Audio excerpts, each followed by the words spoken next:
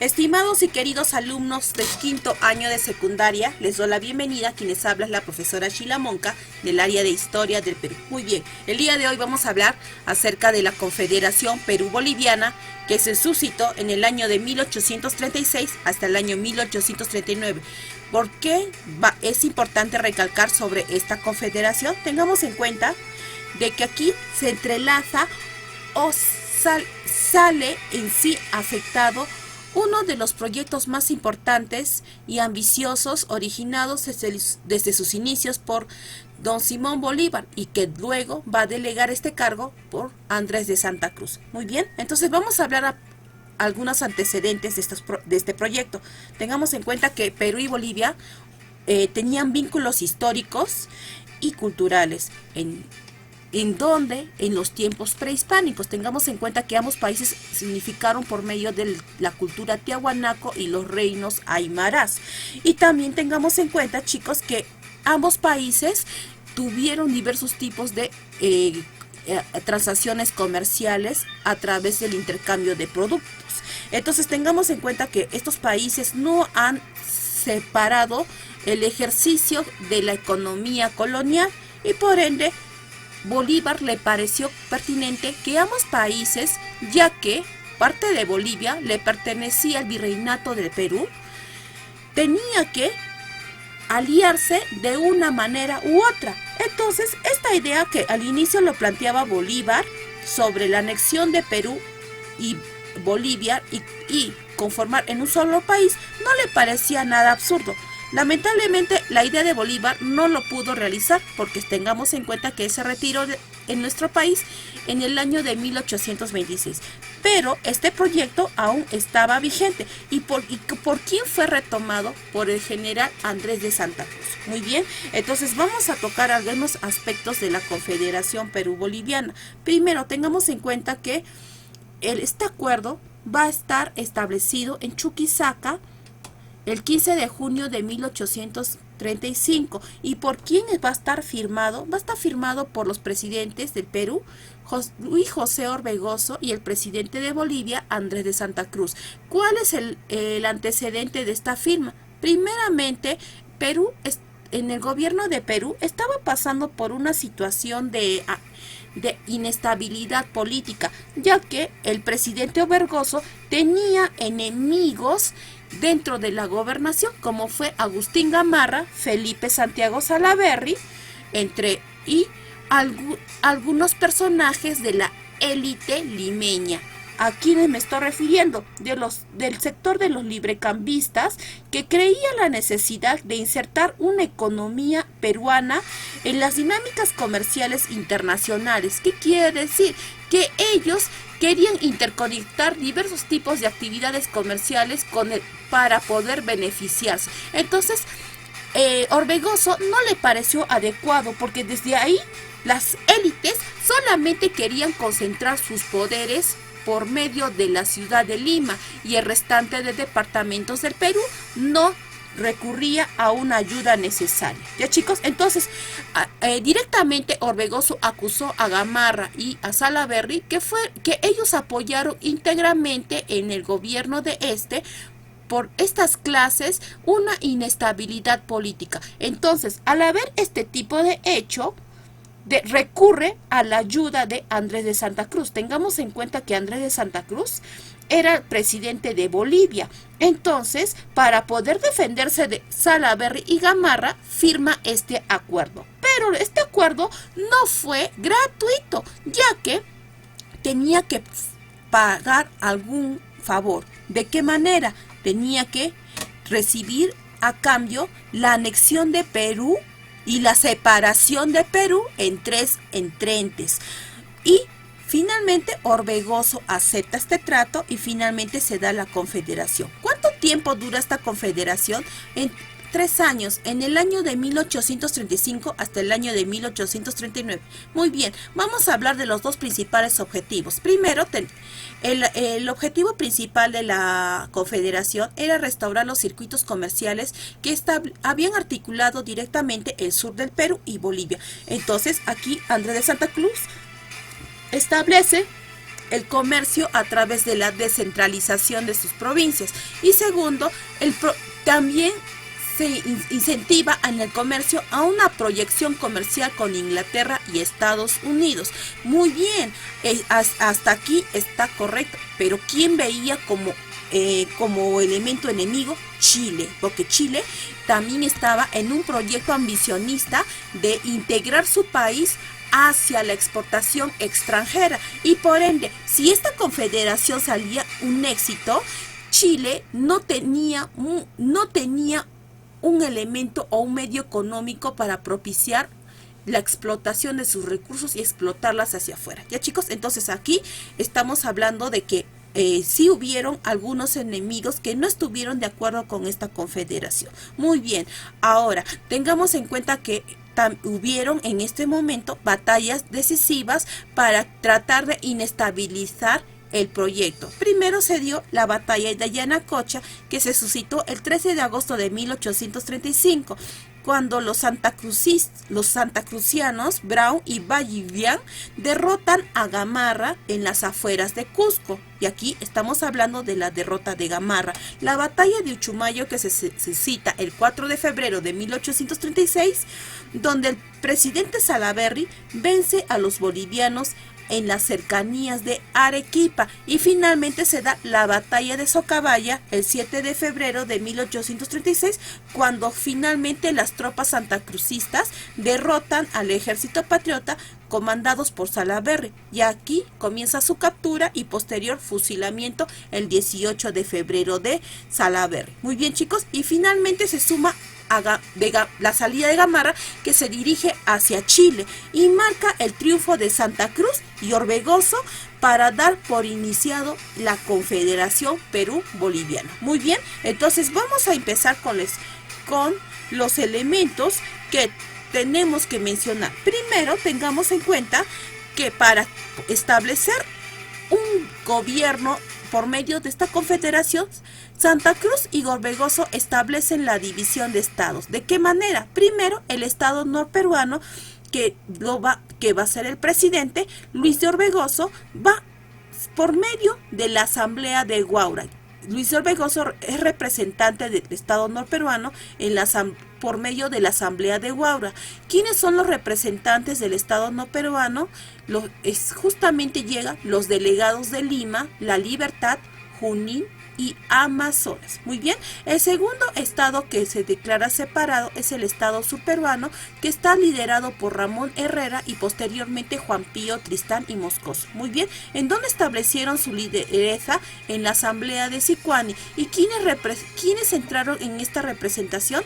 Arequipa, Ayacucho, Cusco y Puno. Y vamos por el tercer y último estado, que es el estado boliviano, que está comandado por José Miguel Velasco. Se dio por medio de la asamblea de Tapacari. ¿Quiénes son los representantes? Los representantes de Alto Perú. Muy bien, chicos. Ahora, ¿qué acuerdos se dieron en la confederación? Esto se dio justamente suscitado en el Congreso de Tacna, ya que Andrés de Santa Cruz convoca al Congreso de Tacna el 28 de octubre de 1836, de la cual se instaura la creación de la confederación. Ya, chicos, tengamos en cuenta que ahí asume la dirección de título de Supremo Protector, y por ende la confederación tiene base legal y se firma automáticamente en el año de 1837, que en sí había promulgado una nueva constitución. Muy bien, ¿cuáles son los acuerdos que se dan en esta confederación? Primero, formar un gobierno bicameral. ¿Qué quiere decir? Cámara de Senadores y Cámara de Representantes. La Cámara de Senadores consta de 15 miembros, mientras la Cámara de Representantes consta de 21 miembros.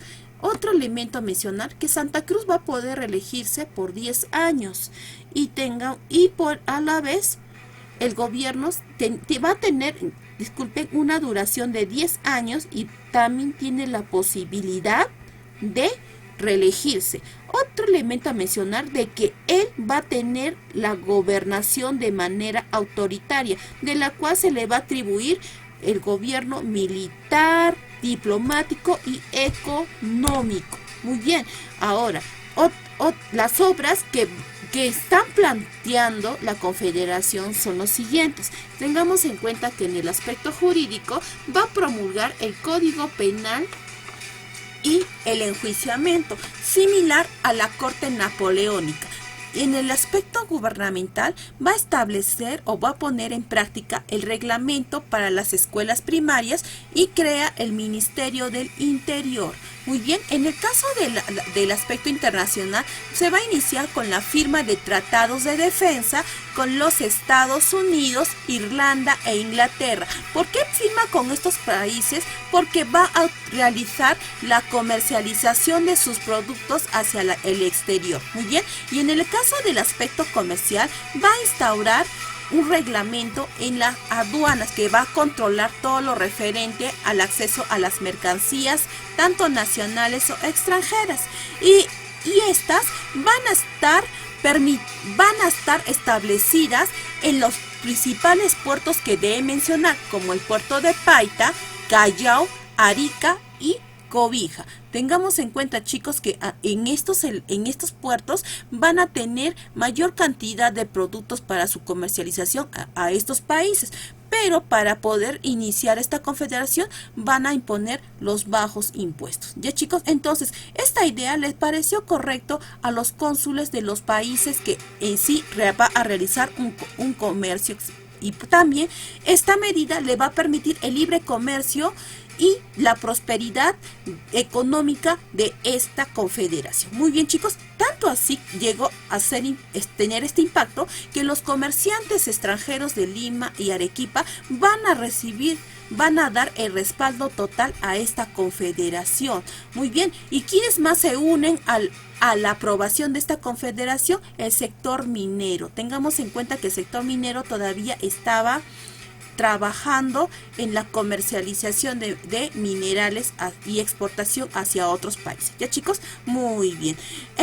Pero lamentablemente, como vemos las bondades de esta confederación, porque va a haber una forma de beneficio para los mismos comerciantes, y no solamente en la zona central, sino en la zona norte también van a haber diversos opositores en esta confederación. ¿Y quiénes van a ser los opositores? La élite criolla limeña.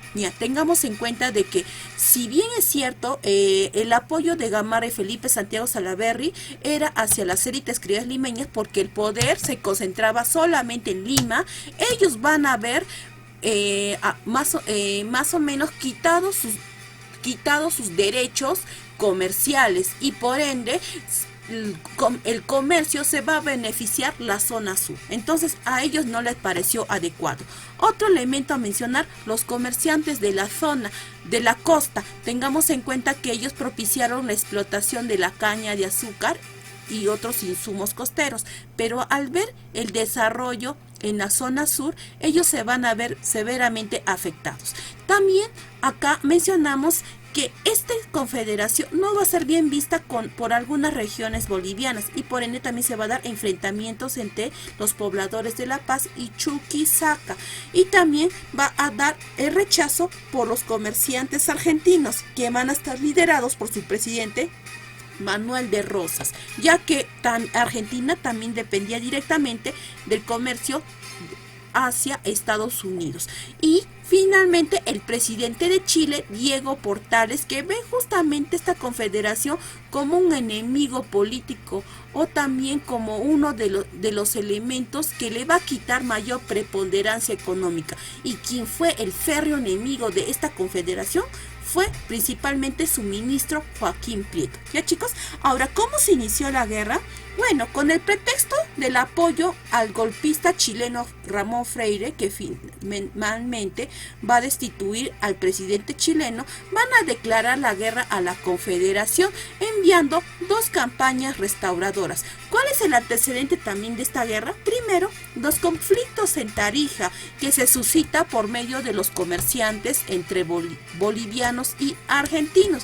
Tengan en cuenta que Bolivia, al integrarse a esta confederación, ya tenía mayor ingreso comercializador, y también podían tener acceso al mar, ya que sus productos podían sacar directamente desde el puerto de Arica, y Argentina justamente vio que Bolivia ya estaba creciendo económicamente por medio de la Confederación. Otro elemento a mencionar sobre los puertos exportadores, como fue Valparaíso, que pertenecía a Chile, y Callao. ¿Por qué? Porque Valparaíso recibía menos importaciones de mercancías. En cambio, el Callao ya había aumentado sus arriendos, había aumentado sus exportaciones a través de la comercialización con los países externos. ¿Ya, chicos? Y también sobre la oposición interna, que aquí encuentra en Gamarra, Castilla, Felipe Pardo, José María Pando, etc. Gamarra había regresado al Perú para poder integrarse a la guerra contra la Confederación. Muy bien, entonces vamos a hablar de las dos campañas restauradoras. La primera campaña estaba liderada por Manuel Blanco Encalada, que finalmente este personaje es derrotado en la batalla de Paucarpata por los santacrucistas y va a ser obligado a firmar un tratado llamado el Tratado de Arequipa. Bueno, en el caso de las campañas restauradoras que inicialmente estaban apoyados por las élites criollas limeñas y en algunos casos los comerciantes chilenos, y también eran peruanos que estaban residiendo en Chile, ellos instauraron un ejército de la campaña restauradora, ya, chicos, con apoyo de Chile y una parte de Argentina. Finalmente, al ver que esta campaña ha sido un total fracaso, desconocen el tratado. ¿Quién decía en el tratado? Que iban a respetar la Confederación. Muy bien, ahora nos vamos a la segunda campaña. ¿Qué nos dice la segunda expedición? Que fue liderada por el argentino Manuel Bulnes, y se da la victoria de la Confederación. Se da la victoria de la Confederación. Muy bien, por medio de la batalla de Yungay. ¿Quiénes pierden en esta batalla? Bueno, pierden el grupo de la Confederación de Andrés de Santa Cruz en el año del 1839.